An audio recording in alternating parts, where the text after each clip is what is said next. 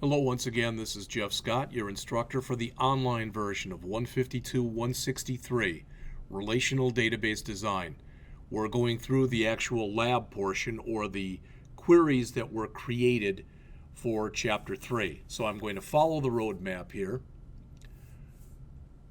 Updating records using a form, filtering and showing the four different ways of filtering, changing the structure of a table, making mass table changes, creating validation rules, changing the appearance of a data sheet, specifying referential integrity, and ordering records. The only thing I did want to mention to you is just so you know this, and you may have heard this already, you may not have, but it's not that big a thing one way or the other.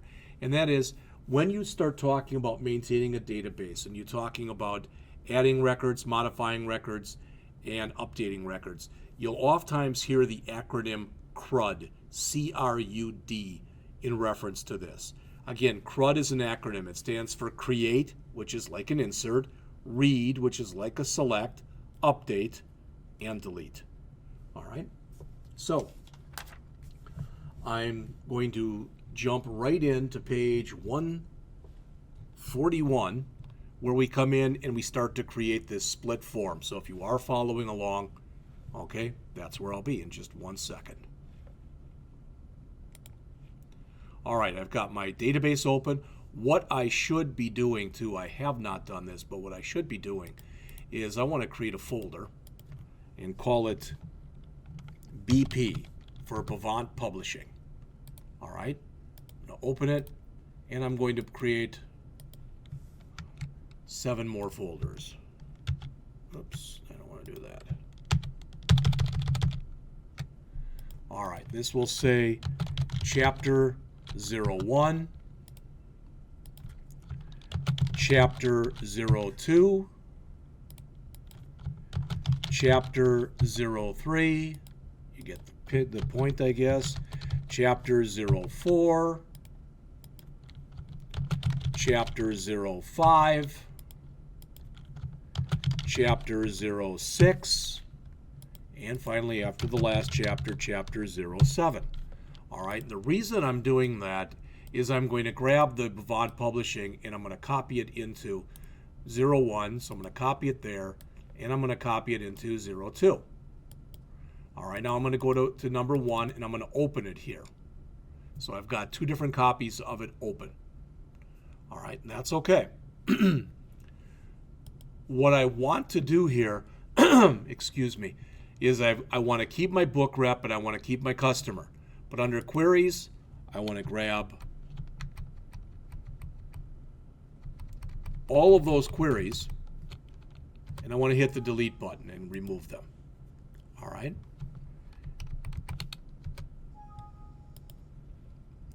And I want to remove that particular form and I want to remove those 2 reports. All right. And back in Chapter 1, way back at the beginning, and I'm going back there right now, we were asked to do a simple query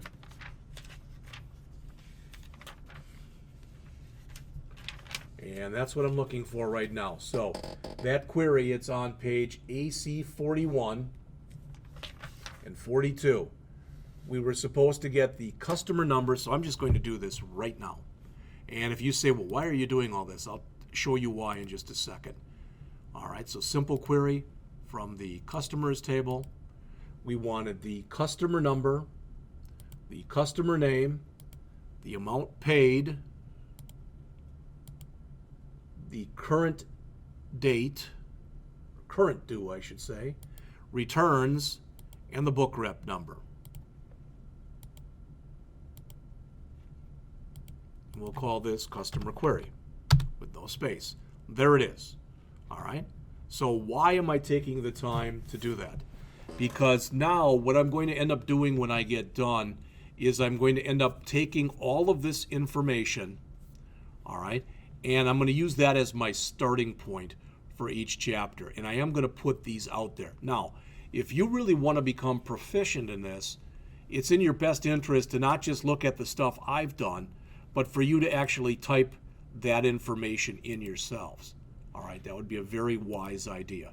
But now I've got my Chapter 1 database, which is virtually just has the tables, a query, a this, a that type of thing in it. All right. And I've also got my Chapter 2, and remember that one had all the query information in it that we use for Chapter 2. Now I'm going to go to Chapter 3 and I'm going to drop this in. And I'm going to use the original one that had almost nothing in it. Because otherwise, this just gets really, for lack of better words, it gets too built up with other stuff too quickly. All right, so I'm starting out with just the two tables. And I'm jumping back onto page 141. All right, so we want to create a split form. So we're told to open up the navigation pane. It's open. And then we're told to click the Create ribbon to display the Create tab. Well, that's open already too. All right. Tap or click the More Forms button that you see right here. Got the mouse on it right now. We want to go in here. We want to choose Split Form. Well, I guess before we do that, we have to select the table. So there we go. There's the customer table, More Forms, Split Form. There we have it. No work essentially at all to doing that. So what I've just shown you in literally a matter of seconds, we don't need the property sheet at this moment, so there it is. All right, so I've done steps 1 and 2.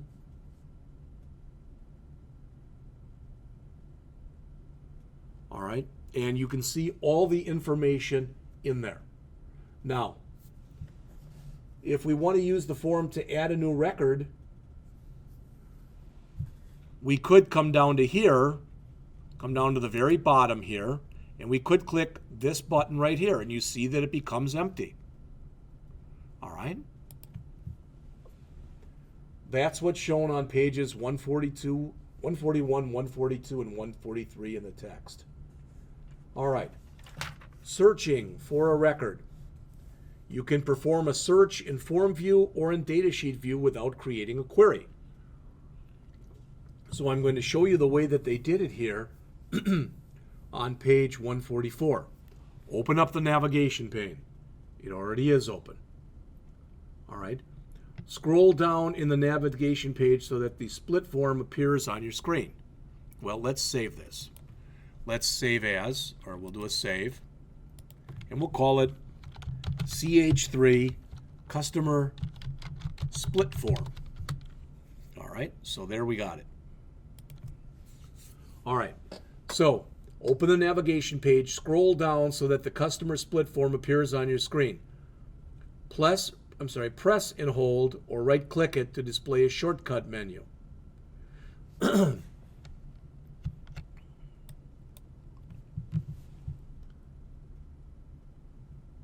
Then we can tap or click Open on the shortcut to open the form in Form View, if that's what we want to do. All right. In fact, let me close this. Save and close. All right, now we do an open.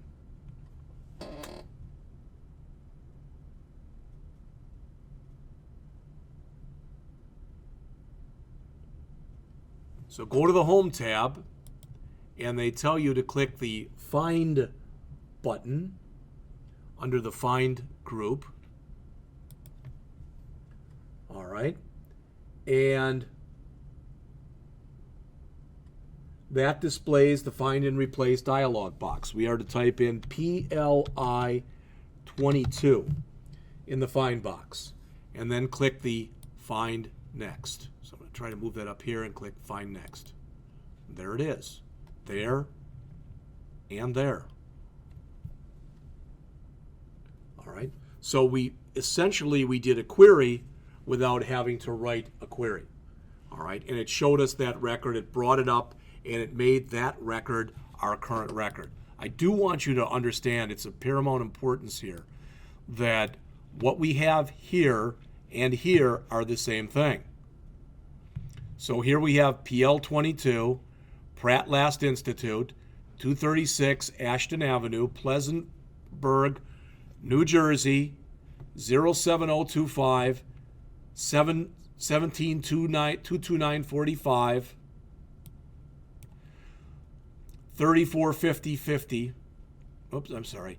1169's 1176975, 3450 50 and 53. So it's the same information. Here we see all the records. Here we just see the current record. All right. If we want to update, we can come back in here to this, and where it says Pratt Last Institute, they want a hyphen before the word last. So it should be Pratt hyphen last. And as soon as we put that in and we move off, notice it is not changed down here. But once we move off, now it is changed. All right, so the effect is immediate.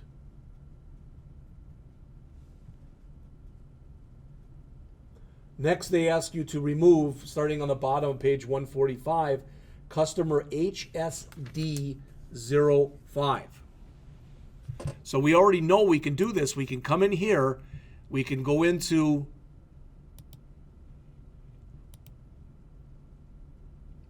where was that? We can click our Find button, and we can come in and type in HSD05 and hit Enter. And there is that record, and it's there and it's here. So if we click off on the side here, that highlights the entire record, and if we hit delete, it's gone. We are given a warning message first. It's still shown up there. You are about to delete one record because there is no mechanism here for an undo. So if we say yes, it's gone. We're now down to 14 records. All right. Next, on the bottom of page 146, let's talk a little filtering. All right. Remember, there are 4 ways that you can filter. Filter by selection, which we're going to look at first, then common filters, which we'll look at second, filter by form, which we'll look at third, and advanced filters / sort, which we'll look at last. You can filter in either datasheet view or form view. I am on page 147, and these next 4 are going to get us all the way through pretty much the middle part of page 153. So the next 6 or 7 pages worth. All right. So I'm going to save, and I'm going to close this, and I'm going to come back in and just bring up, I think it's the customer table that we want up here. All right. Now we're told that we should close the navigation pane. So clicking that little down arrow here, clicking this thing here closes it. The double less than closes it, the double greater than opens it up again. So now it's closed. So we can see virtually everything right now. Maybe not everything, but most everything. All right? So we've opened the navigation pane. We've opened the customer table. Now we've closed the navigation pane. Tap the selection button on the Home tab. So under Sort here. So we want to tap or click the selection button, which is right here. And before we did that, see right now it's got equals all this stuff because that's where we are. Okay? So what we want to do is we want to come here. We want to go under City. And we want to click Selection and equals Greer. Immediately, we're taken from 14 records to 2. We have not, repeat, we have not changed the table.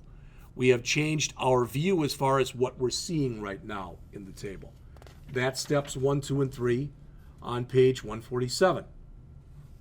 Now to toggle the filter, we just click the toggle button and boom, it goes back. All right. That's shown on the first half of page 148. If we want to clear a filter, all right, then we tap or click the advanced button under here, right there, and clear all filters. Boom. Now you notice the toggle filter is grayed out, meaning it's no longer available to us. All right, so that's the first type. That is a filter by selection. That's typically used if you've got a very simple type of filtering that you want to do. All right. Now, what if we want to come in, if we want everybody who lives in a city that starts with Greer, Gossett, Gaston, Gaston, etc.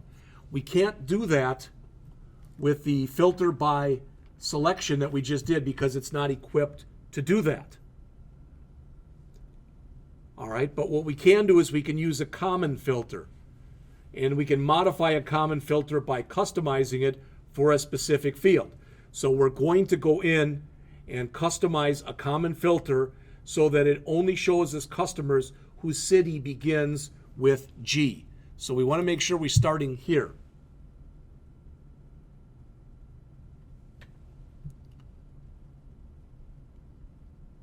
All right, to start with.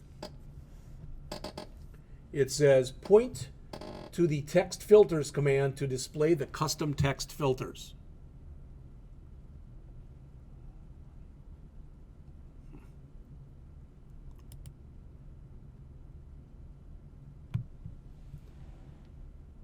All right, so I click the actual filter itself.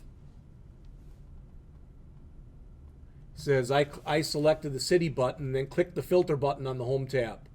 My screen looks the same. Is this right? Yes, that's another way to get there. All right. Tap or click begins with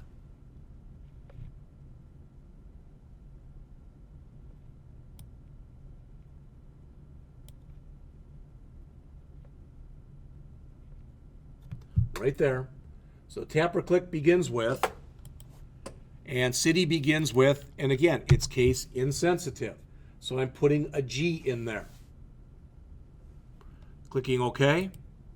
Should look pretty familiar to you by now. We've added a few more records from the last time because last time we were looking for just those people whose city was Greer, so we got 2 records. Now we've got 2 Greer, 1 Gossett, 2 Gaston. All right, so we've got only those cities that start with the letter G. So that's all the stuff that's on the bottom of 148 and all of page 149. Again, we can toggle the filter. We can go back up to advanced and clear the filter. All right, so those are the first 2 types. So we've looked at filter by selection and common filter. Next, for filter by form. For a filter that involves multiple fields, you can't use filter by selection or the common filters. They're just not set up that way.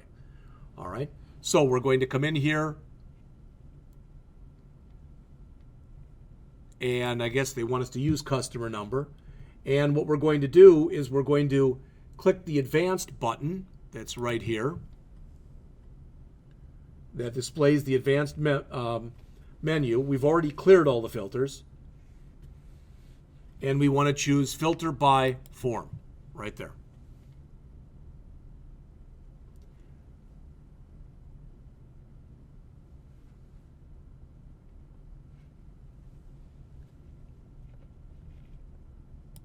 So we can pick out anything that we want to that's in here, but what they want us to do is to come to the returns and choose 0.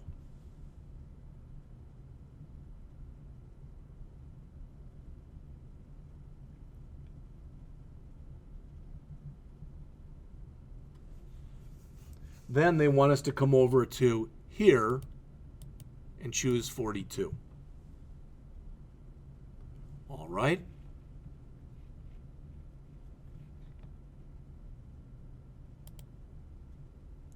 And notice what we have, 0. And if we move over enough, 42. All right. The returns are 0 for both, and the book rep number is 42 for both. Okay. Again, we can toggle the filter back and forth now. We can go up to advanced, and we can clear the filter. Finally, for the last one, so that was pages 150 and the top of page 151. Finally, for the remainder of page 151 and going on to page 152, let's look at the last type. So we've looked at filter by selection, common filter, and filter by form.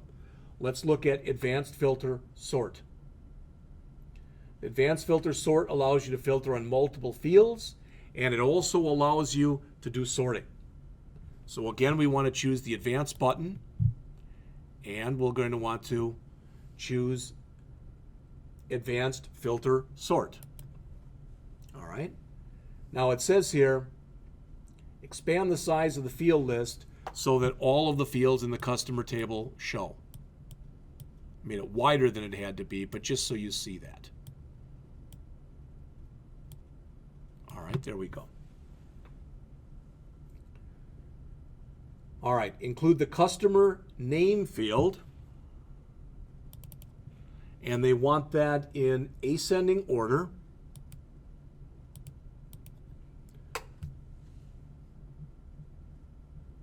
Include the book rep number field, and we want that to be, for criteria, we want that to be equal to 42, and include the returns field. We want for criteria for that to be 0.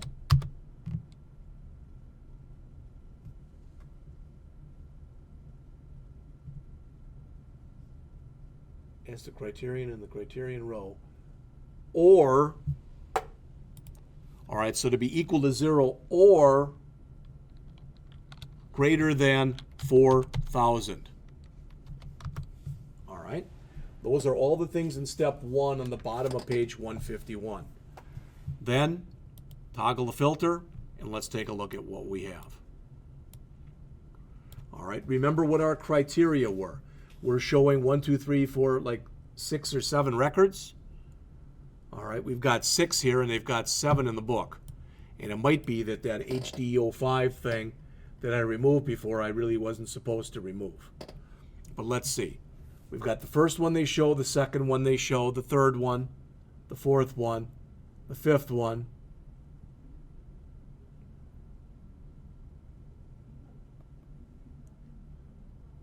We don't have CRU11, Christie University. Okay, for some reason that's not showing. Let's go and see if it's in here. Let's toggle. That's not in our list of records. I don't know if they put that in earlier or exactly what they've done. So one thing that we can do, all right, is we can go back and we can add that one. So we can go back to our customer table. I can remove all filters. All right, then I can come in here, highlight that row, hit the insert key.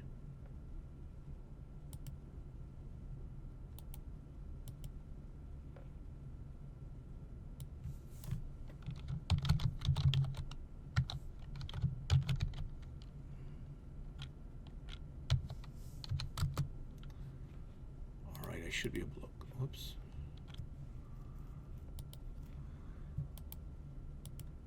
All right.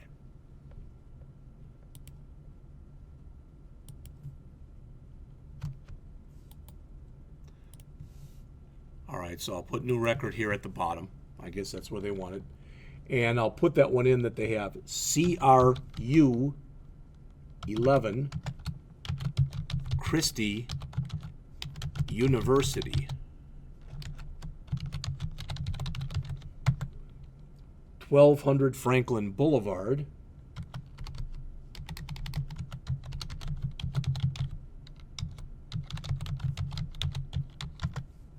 And that is again in Adelphia,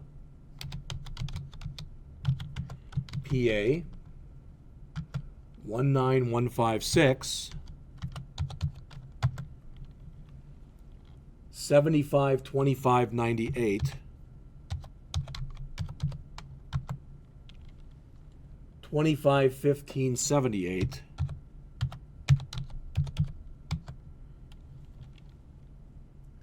0 and 42. All right, so we've got that information in there now. There it is. All right, so I'm going to go back again to my advanced filter sort. Sorry, advanced filter, try it again. advanced filter sort, just like we looked at. All right, let's just start from the beginning. All right, so I want customer name in ascending order,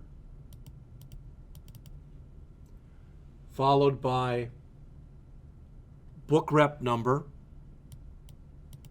which will be 42, followed by returns.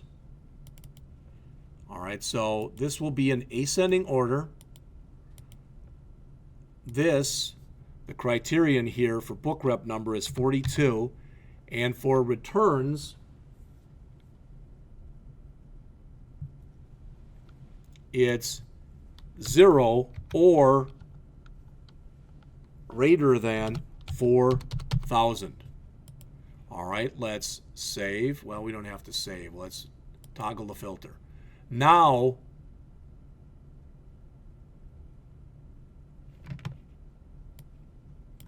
Christie is in here. 1, 2, 3, 4, 5, 6, 7. All 7 records are in there. I don't know. It's possible that the author asked us to put that record in earlier. I've got it in there now.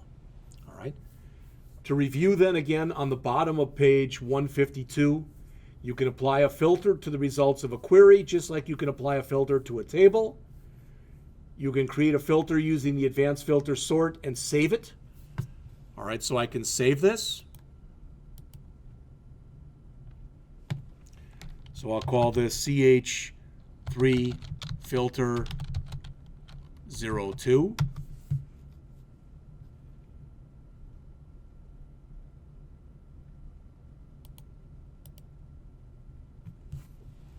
And you can restore filter settings with the load from query command if you want to do that. All right, so let's come in and start talking about the database structure.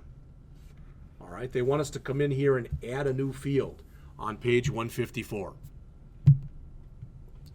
This is to the customer table. So let's go back to design view. And this is where I should have used this thing in here to add by coming in here. So under postal code, we want to now hit I've highlighted the row by clicking here, hit the insert key, which allows us to put that new record in, or that new field in. Type customer type as the field name. Now, I'm following the author's instructions here. I would have run those two together, and I did it in mind, but it's not on here. It's okay. All right. All right. Now, so we've put the new field in. Now what we want to do is we want to come over to our type and go down to Lookup Wizard. All right. So what I just did, going over to type, which defaults to short text, hit the down arrow and choose Lookup Wizard. All right. I will type the values that I want. That's step 2. Click the next button. In step 3, that displays the next Lookup Wizard screen. So what you see on screen right now is exactly the same thing as what you see in figure 3-27 on page 155. So we want to tap or click the first row here, and we want to type in HS. Press the down arrow key, type in COM, down arrow key, UNI. Now here, you probably would have some kind of a convention at the place you worked at. You wouldn't want to probably be mixing case here. You'd probably want to use uppercase as they show right here. So click the next button. It says ensure customer type is entered as the label, and that allow multiple values is not checked. What label would you like for your lookup field? Since these do have blank spaces, I'm going to leave it the way it is and click that.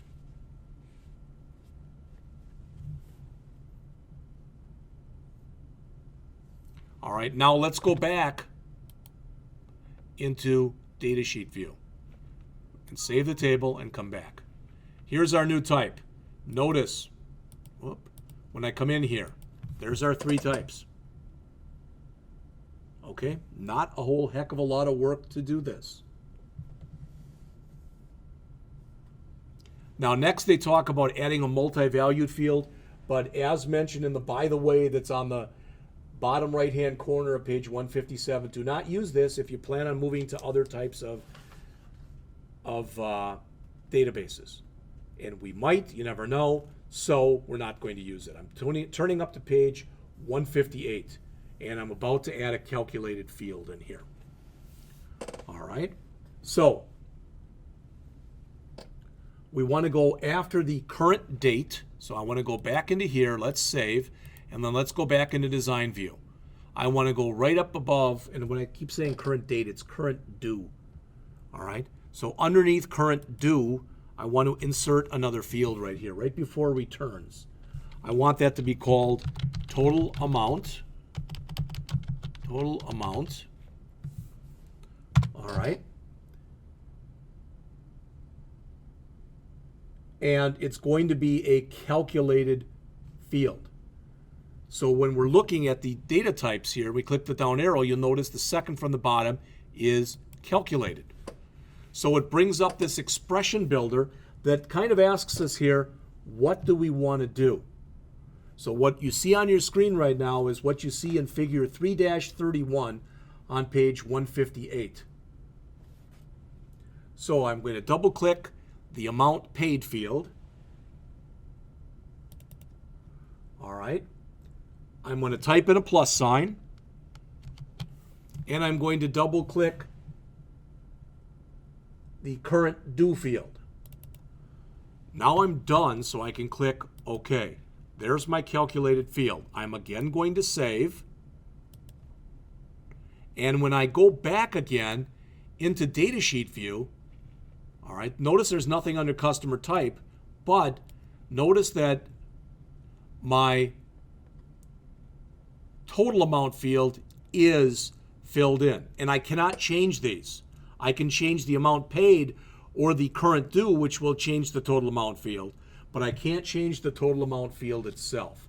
So those were the steps on pages 158 and 159. All right, now I'm going to stop right here and then start up again with the next portion in just a couple minutes.